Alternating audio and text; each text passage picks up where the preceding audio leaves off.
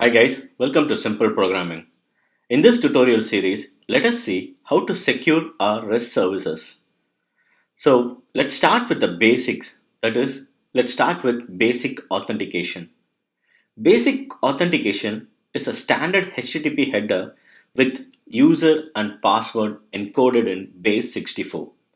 This is one of the simplest techniques to protect your REST resources because it does not require cookies, does not require session, does not require any login pages. Let us see it in action. I have created a simple Spring Boot project with few dependencies.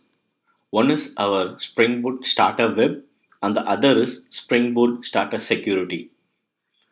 So let's quickly jump into our configs. Let us take a detailed look here. So my configuration file has been annotated with at the rate of configuration, and there is a new annotation I have added here, which is at the rate of enable web security. So what does this at the rate of enable web security does? It allows Spring to find and automatically apply the classes to the global web security. That is, if I don't annotate any of my classes with at the rate of web security, still the application will prompt for username and password, as this annotation takes care of enabling security features at a global level. Then I have extended my security config file with web security configure adapter.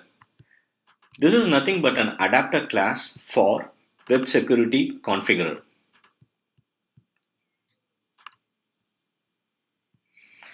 So web security configure provides customization to your web security features.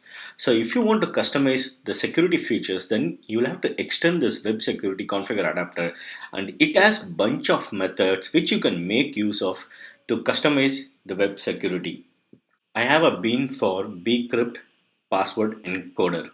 Bcrypt is a hashing algorithm and we are going to use it to encrypt our password.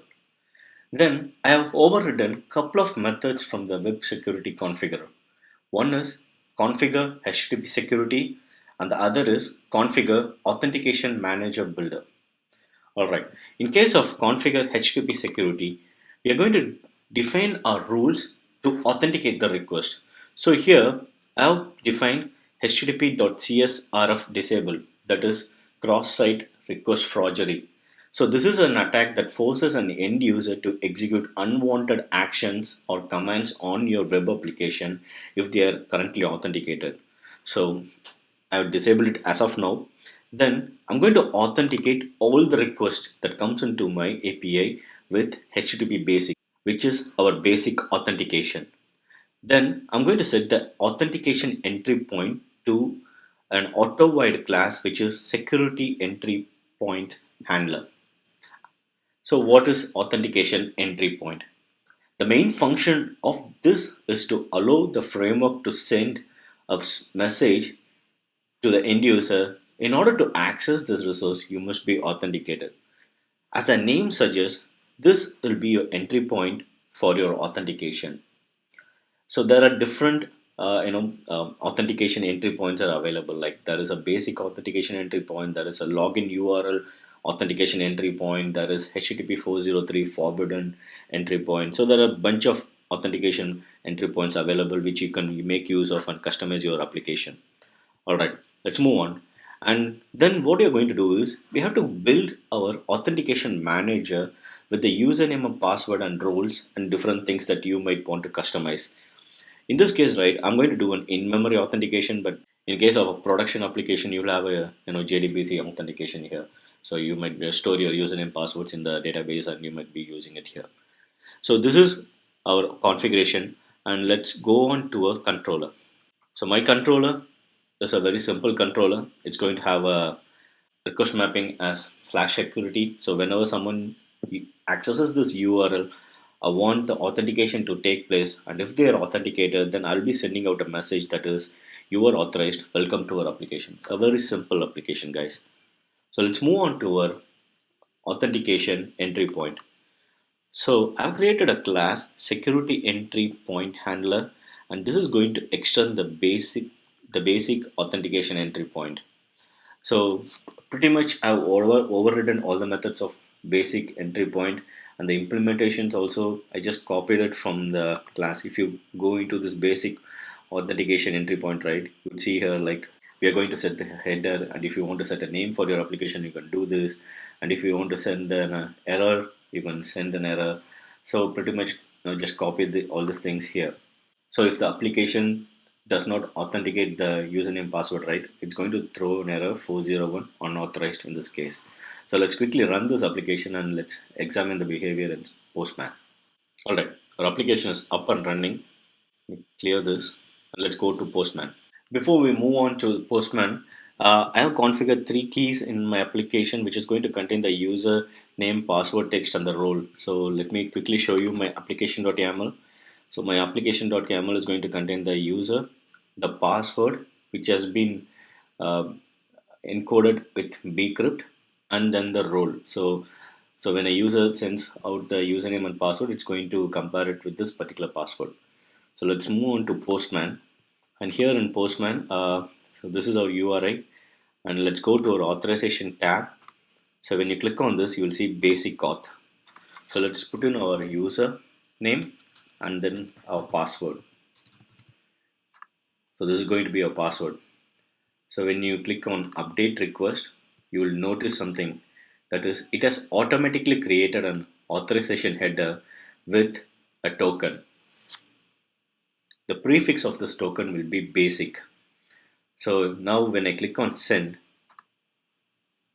it has authenticated my request and I have got successful response that you are authorized. Welcome to our application. So now let's do one thing. Let's remove this. Let's go to our authorization. Let's say no auth. So let's click on send, and you could see here it has thrown error 401 unauthorized. So where does this 401 unauthorized comes from? It comes from our basic authentication entry point. So this basic authentication entry point is nothing but an implementation of authentication entry point. An authentication entry point is a functional interface. So in this case, we don't even have to have this particular class here. Let me show you how to translate this into Java 8. So I have auto void it here, right? I'm going to comment it out. Let me stop the server, and we are going to directly put on our code here. So if you look at this method signature, it's going to accept a request, response, and auth exception. And in our implementation, we need to send HTTP servlet response dot unauthorized. So let me do one thing. It's going to accept a request, response, let's say, and exception. To use lambda, and you're going to say response dot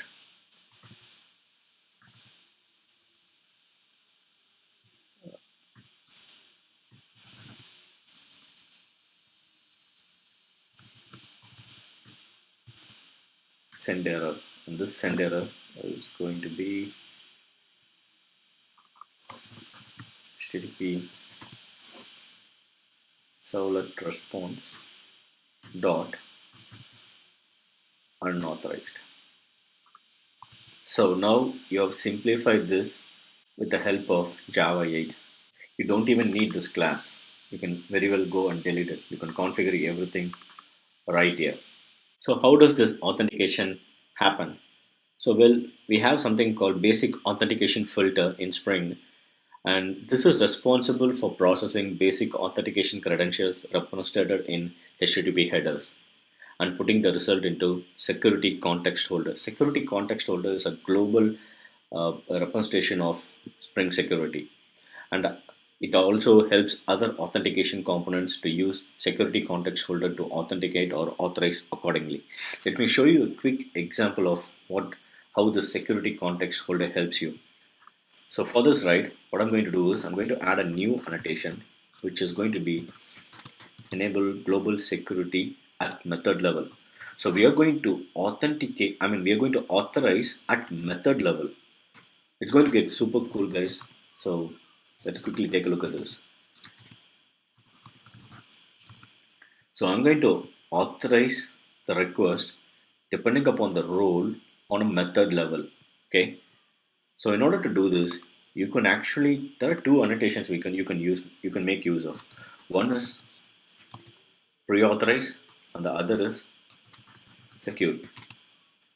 So the main difference between these two is like pre-authorize, with pre-authorize, right? You can use expression language to configure your elements that needs to be authorized. But in case of secure, right, it doesn't support Spring expression language. So that's the thing. So here I'm going to use pre-authorize, and let me say that it is going to be has role user. All right. So now what I'm saying here is like only for authentications that has a role user in it can access the check access for application method. Let's stop our application and then let's run it. Okay, the app is up and running. Let's go to our authentication, authorization, user, password, update, and send. So now we have received you are authorized, welcome to our application. So let's go and play with this. Let's rename this guy as admin, which means only if someone has a role admin, he can access this method. Stop the server and I'm going to restart the server again. Now let's go to a postman and let's try to send a request. Boom. Did you see an error message forbidden? So this is exactly what pre-authorized does. And it is a very useful tag, especially when you work on RESTful web services. In a regular case, right, most of the time what everyone does is like they'll try to customize this pre-authorize and they define their own custom annotation, and they define Spring expression language with different rules and other stuff that they need to authorize to access this method. So that's a lot of customization that you will do when you are doing it for your production application. I think that's pretty much I have for basic authentication. Thanks for watching and please subscribe for more such videos.